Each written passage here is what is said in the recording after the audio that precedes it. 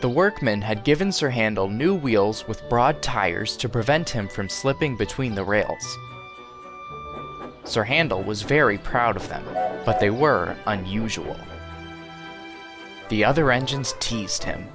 "Look at his steamroller wheels," they laughed. "Be quiet," snorted Sir Handel. "You're jealous. My wheels are special, like Peter Sam's funnel. Now, I'll go faster than any of you." "You'll never." The engines were surprised. Sir Handel's trains were usually late. Skarloey had a plan to make Sir Handel see sense. "With your grand new wheels, Sir Handel," he said gravely, "you're just the engine to tackle George." "Who's George?"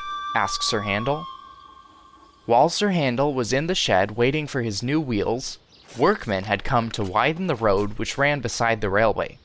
They pulled down the wall, and now nothing protected the line.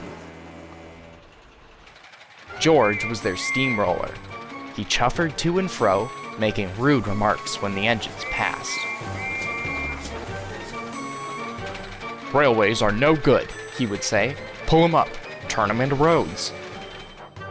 Skarloey warned the others to take no notice, but he hoped that, when the two boastful engines met, he and the others would have some fun.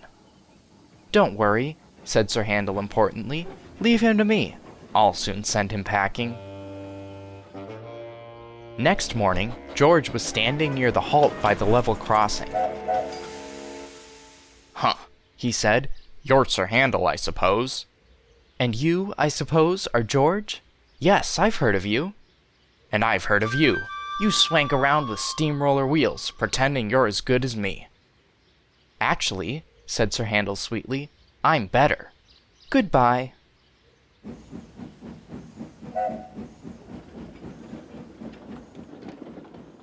George chuffered on, fuming.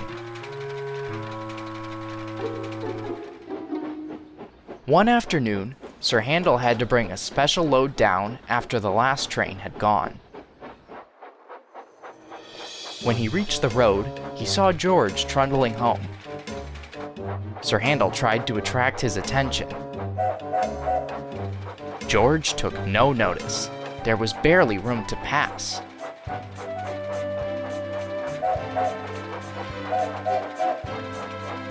Sir Handel was cross. "Get out of my way, you great clumsy road hog." "I don't move for imitation steamrollers," retorted George. They lumbered along side by side, exchanging insults. Then there was trouble.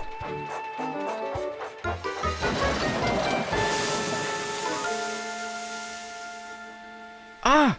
cried Sir Handel. "That was your fault." "No, it wasn't. It was yours."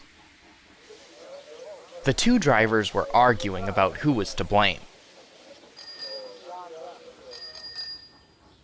"Hello, hello, hello," said a policeman ominously. "And what's going on here?" This made everyone stop arguing. They set to work clearing up the mess instead. Next day, the workmen put up a fence between the road and the railway. Then they went away, taking George with them. This was because they had finished their work, but Sir Handel thought he had made George go away. He talked of nothing but steamrollers. "Oh dear," whispered Skarloey, "he's worse than ever. I'm sorry my plan was no good." "Never mind," said Rusty. "We'll think of something else." But they had no need to do that. Some boys came and asked Mr. Hugh if they could look at the engines. Almost at once, one called out, "Look, here's Sir Handel. He raced a steamroller last week, but the roller nearly beat him." Sir Handel never mentioned steamrollers now.